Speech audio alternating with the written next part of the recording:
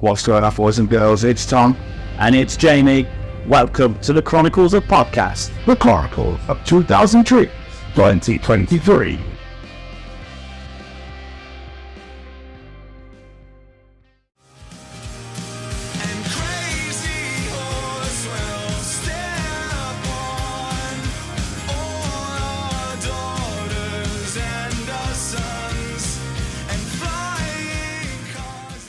I literally think that's been the sharpest dressed man here. Do you think?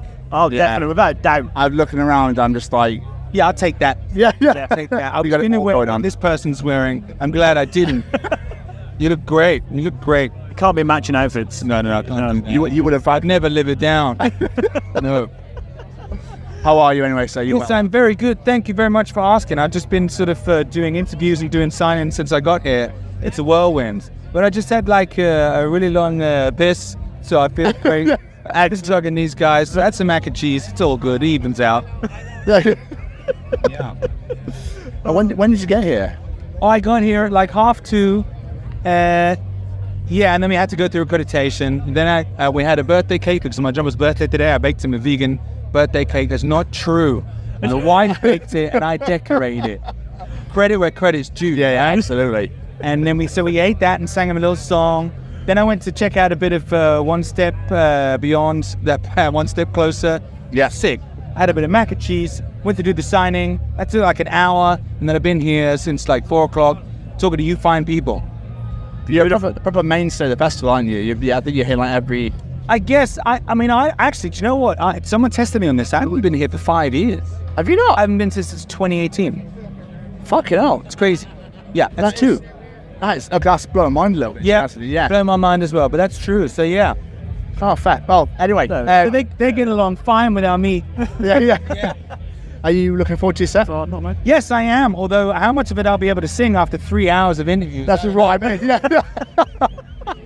Should have thought about this. It'll be fine. Jacko's a better singer than me anyway. Yeah.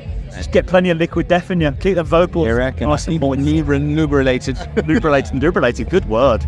I like that. For a festival show, though, do you change it up for more like when you do a gig, say, if like you come to a festival crowd? Yeah, it makes sense to present a broader range. You've got to remember that at a festival, most people won't have heard of you. Yeah. However popular you might be. I mean, you can guarantee that most people that are going to see Metallica would have heard like Creeping Death. Yeah. So, but for someone certainly at my level, should we say, you want to present a broad range, a lot of basis for people to grab on. So that's usually what I would do, is play the hits. You're doing this hits. Yeah. Because I'm Jamie Lenman. But for this one, they asked me specifically to play the whole album start to finish. Yes. And they asked me to come and play, and I was umming and ahhing about it. And then when they said, look, how about you do the whole record, just side A, side B, biff, bap, bop. I thought that was really interesting. And it's not something I've ever done at a festival before. I didn't tell them that that's actually what I did on my tour. Oh, yeah. But at my tour, it's my people. Whereas here, it's basically my people. Oh, yeah. You're the king of the beast. But there's still going to be some people that wander past, so it's going to be interesting to see how that plays and whether they pick up on it. Maybe we'll sell a few more records, maybe we'll turn a few people off. Maybe some people bought the record will be like, I'm bored of this. I'll let it in. Could go either way. Yeah. But we absolutely love talking to people at festivals, though, because festivals are such a special place. Yeah. There's always this like feeling of like family and friendliness, and like we've been sat here talking. Buddy, you ain't met my family. I'm sharp. Ain't friendly. Well, it's a different sort of family. Sure. Family feel, I said, not like direct family. I said we've been talking for 3.5 minutes. Never met you before. We've been sat here, we're having a laugh. And you get that at festivals, like people just walk up to each other like, hey, how are you? Oh, I don't know, let's have a beer. Yeah, but it's rare on day 4 as well. Yeah. Usually people have devolved into like a pre-Cambrian state. The boys are, Exactly. But as an artist, do you feel that on stage, like looking out of the crowd, be like, we're just like one big fucking family, just having a great time together? No, not always. It can get really harsh. Sometimes you can go to a festival. This is what I'm saying. This is where the risk is involved. I've been bald at festivals. I was playing Guildfest. I was headlining the motherfucker. They still threw shit at me. You know what I mean?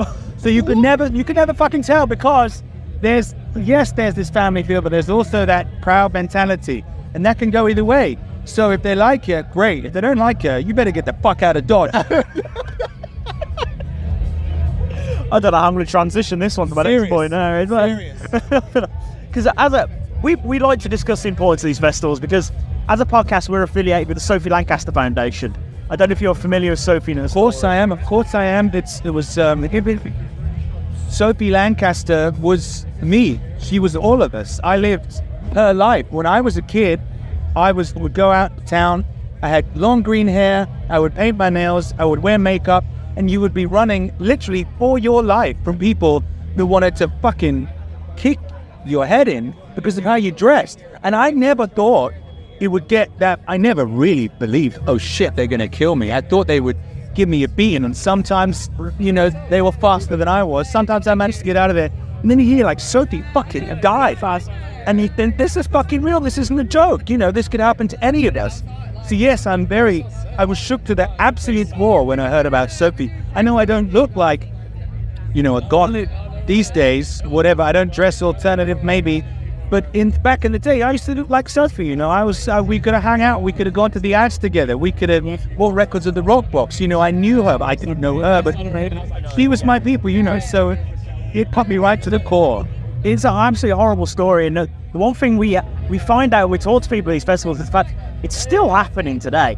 Like what happened to Sophie was 2007. Wow. And it's still happening now. We spoke to an artist yesterday and she said it happened to her the other week when she was cornered on a tube and stuff like that. And it's disgusting and shocks us it's still happening today.